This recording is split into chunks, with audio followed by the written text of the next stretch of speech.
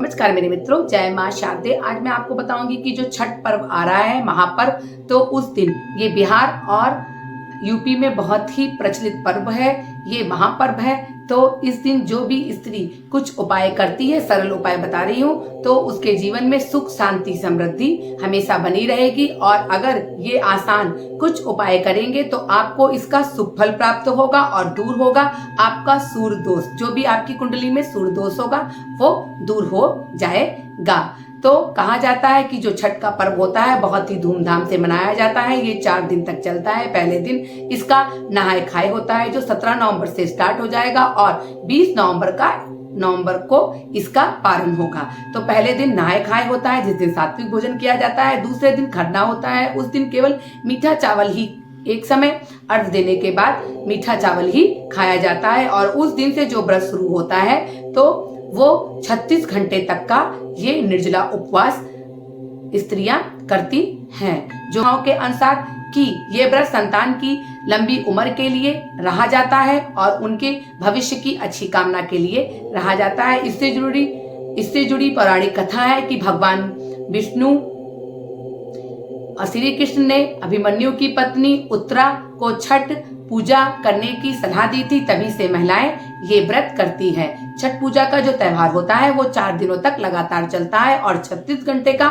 निर्जला उपवास किया जाता है। इसके पहले दिन नहाय खाए, दूसरे दिन खरना, तीसरे दिन सूर्य को अर्घ्य दिया जाता है और चौथे दिन व्रत का पारण किया जाता है। तभी ये व्रत संपन्न होता है। कहा जाता है कि इस व्रत में नियम और संयम का पालन रखा जाता है और बहुत ही शुद्धता के साथ इस व्रत को शुरू किया जाता है। इस व्रत में क्या होता है कि सूर्यदेव और छठी माता जी की पूजा की जाती है। तो अगर आप उस दिन कुछ उपाय करेंगे तो आपको उत्तम और विशेष फल प्राप्त होगा। छठ के दिन सुबह उठ करके स्नान आदि करने के बाद आप पूर्व दिशा में मुंह करके कुश के आसन पर बैठ जाएं और उसके सामने आप एक सफेद कपड़ा बिछा लें और उसके ऊपर सूर्य उदय चित्र की प्रतिमा लगा लें। नहीं, सुबह आप ब्रह्म मुहूर्त में जब सूर्य उदय होगा तब ये उपाय उनके सामने भी आप कर सकते हैं। और उसके बाद आप सूर्य को अर्घ्य दें और सूर्य के मंत्रों का जाप करते हुए उनको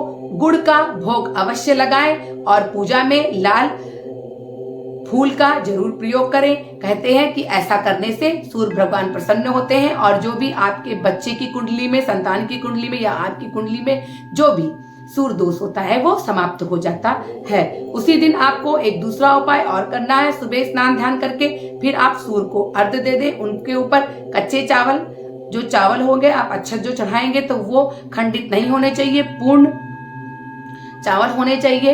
तो पूर्ण अक्षत आप चढ़ा करके और उनके ऊपर आप जल से अर्घ्य देंगे तो इससे सूर्य भगवान प्रसन्न होंगे और आपकी सभी मनोकामनाएं पूर्ण करेंगे और आपकी कुंडली से जो भी सूर्य दोष होगा वो समाप्त हो जाएगा। इस दिन आप एक उपाय और कर सकते हैं। सुबह स्नान ध्यान करके अच्छे कपड़े पहन के आप साफ सुथरे वस्त्र पहन लीजिए और उसके बाद सूर्य को अर्घ्य अवश्य दीजिए और पूर्व दिशा में मुंह करके कुश के आसन पर बैठ के रुद्राक्ष की माला से अगर आप सूर्य देवता का मंत्रों का, बीज मंत्रों का जाप करते हैं तो अत्यंत लाभकारी फल प्राप्त होता है।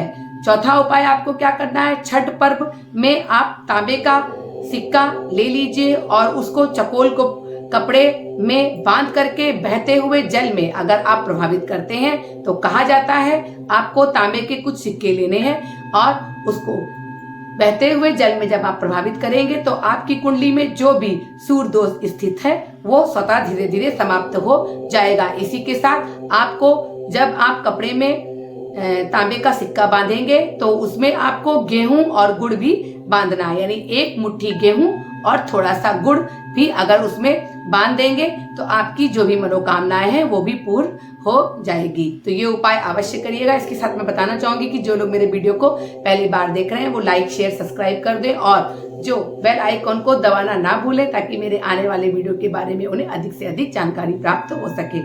इसी के साथ मैं अगले वीडियो में मिलती हूँ। नमस्कार।